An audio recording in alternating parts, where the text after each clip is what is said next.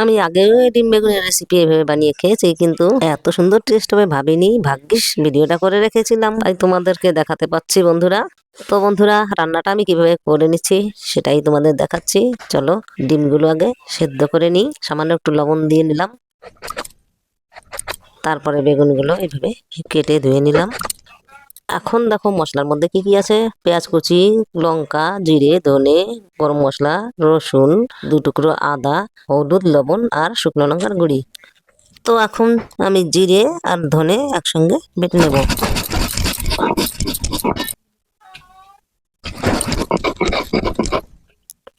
তো আমার জিরে ধনে বাটা হয়ে গেছে।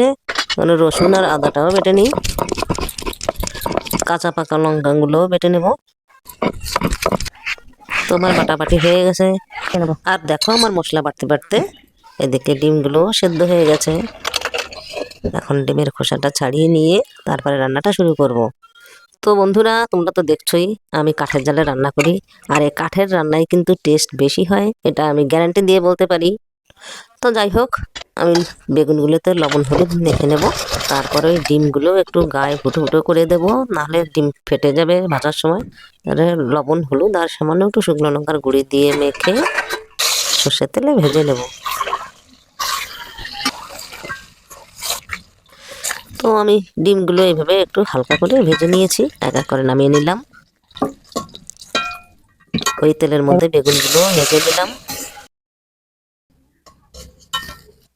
দেখো কত সুন্দর বেগুনগুলো ভেজেছি। এখন কড়াইতে একটু সর্ষের তেল দিয়ে এই পেঁয়াজগুলো ভেজে নেব। আর ওই ভাজা পেঁয়াজের মধ্যে আমি একে একে সমস্ত বাটা মশলাগুলো দিয়ে ভাজতে থাকবো।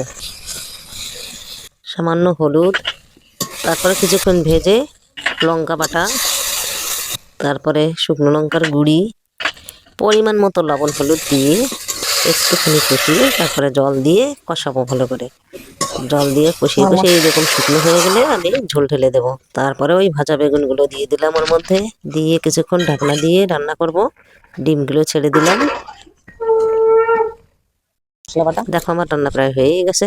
সবশেষে গরম মশলাটা বেটে ওর মধ্যে মিশিয়ে দিয়েই হয়ে গেল আমার রান্না। নামিয়ে নিলাম বন্ধুরা। আর দেখো কত সুন্দর আকর্ষণীয় হয়েছে, আর খেতে যা টেস্ট হয়েছে তার কি বলবো, তোমরা না খেলে বুঝতেই পারবে না। তো বন্ধুরা, তোমরা দুপুরবেলা গরম ভাতে এইভাবে রান্না করে ডিম আর বেগুন খেয়ে তারপরে কমেন্টে আমাকে জানাবে কেমন হলো। তবে আমাকে কথা দিতে হবে, যদি ভালো লেগে থাকে তাহলে আমার চ্যানেলে একবার সাবস্ক্রাইব যদি কেউ না করে থাকো তাহলে অবশ্যই করে দিতে হবে, আর বন্ধুদের সঙ্গে বেশি বেশি করে শেয়ার করতে হবে।